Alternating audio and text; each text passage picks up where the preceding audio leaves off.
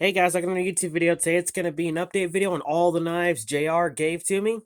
And first off is the batch that I'm sending back. These are the ones he wants back. And I'll explain to each one what I did to it. First things first is this one that's a no-name. Sadly, I could not lift a brand off of it. I had to rehandle some of the leather because when I got the pommel off, some of the leather started decaying. So I replaced it with some new leather and aged it so that way it looks right. Not bad. And then this one, again, another no-name, I cleaned up for him. It had some rust on it, and it needed the edge reworked, which was not a problem. And then this one's a homemade one that he had me work on. I reblended the bevel back the way it was, because it had some terrible grind marks. So that came out really nice. And then this is another one he had me work on that I shaved the aluminum down right here, and then hand sanded it. That one turned out really nice. And then I fixed up this rare bird he sent me. Cleaned up the grind lines, got them out of the blade, and hand sanded it and polished it, and fixed up the guard. Now that looks beautiful. And this is the Marlboro knife. Again, sorry if I butchered that name.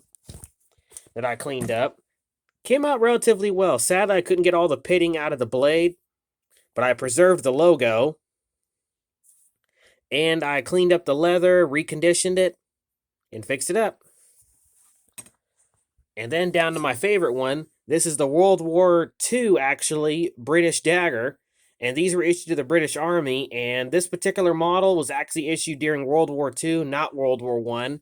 Because this one's a copper version, not a brass version. And what I did is basically I cleaned all the rust off the blade. And basically left it as is. And I reflattened the guard out and I lifted the marking on it. And it says Sheffield, England on it. And I preserved the handle because this bluing on the handle is actually how it would have came from the factory. So I left it alone. Basically, I reconditioned it so that way it can be displayed, not worry about rusting again. And these are the ones that I've kept from the bundle. Most of them anyway. Some of them are in some other areas. As you can see, some of these are the ones I kept. Like, for instance, I'm going to restore that one as soon as I can. I'm going to restore that Dexter because I really like that. And then this one's going in my personal collection. And then I love this little boot knife that he sent me.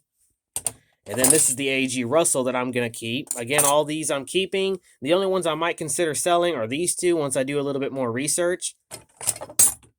And then these two I actually sold to my brother. He bought both of these from me out of these bundle. And then these are ones going to my good buddy Austin. He bought all of these himself. He even bought the AK bayonet. And he bought a holster from me. And of course, like always, he buys a lighter from me. Get that out. Little slim.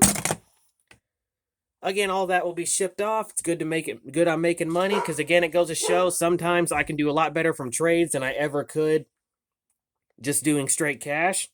So I hope you guys enjoyed the video. And as always, stay sharp. Oh, one more thing. The only knife I'm not showing here is the one I'm still currently working on. It has some stag handles on it, and I'll do an update on that knife once it's done. And then I'll go ahead and box all these up and send them back. So I hope you guys enjoy the video. And as always, stay sharp.